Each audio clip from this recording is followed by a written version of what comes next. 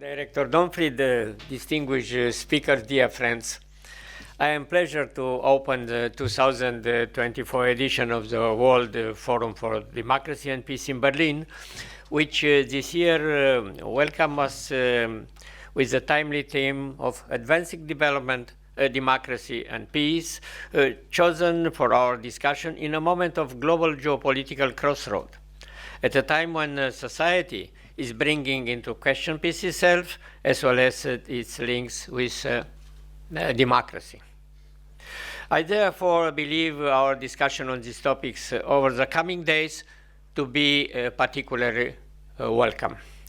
Equally timely and welcome are the debates of some of today's most important issues that will shortly follow, divided into three keynote speeches from distinguished decision makers and high representatives of the academic milieu. The first theme concerns radicalization, the greatest threat to peace and democracy. Intrigued by the chosen topic, I searched the program to see who was going to speak on this particularly important point. It was the Minister for Migration, Asylum and Integration of the Hellenic Republic, the Honorable Madame Sofia Utelpsi.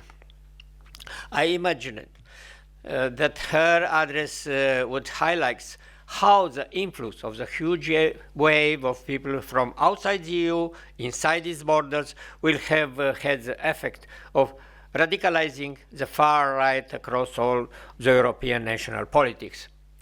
I must admit that I am particularly interested in how a distinguished representative of the Greek government shall interpret this issue of the integration of asylum seekers in European countries into the broader European society. In truth, she is among the best placed to speak on such an important matter because Greece, situated on the southeastern border of the European Union, has to every one of the political, social, and cultural challenges that such a difficult and long-term integration process poses. For the second intervention, my old good friend Mladen Ivanic raises the fundamental questions.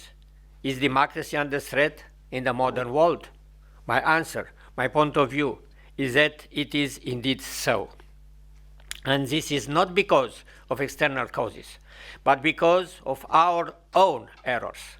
Unlike the situation of democracy in Western Europe in the final decade of the 20th century, which was a model for us, the first democratic president of the country liberated from communist dictatorship, now, at least in my opinion, we are witnessing a clear degradation both in terms of the competence and morality of our leaders and across the broader electorate itself. Unfortunately, both of these categories are also marred by the rise of populism, which in my opinion is a cancer visited upon democracy.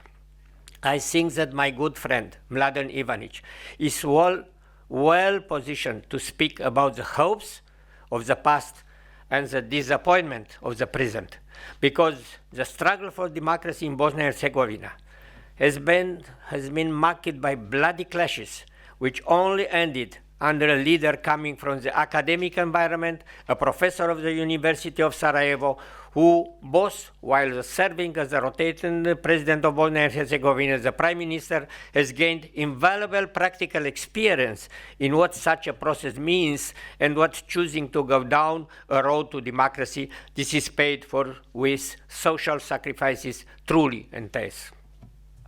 The third intervention confronts us with the immense drama of the people of Afghanistan, who have known the vicissitudes of dictatorship and war from centuries, and have always had to choose between hopes unfulfilled and sacrifices suffered.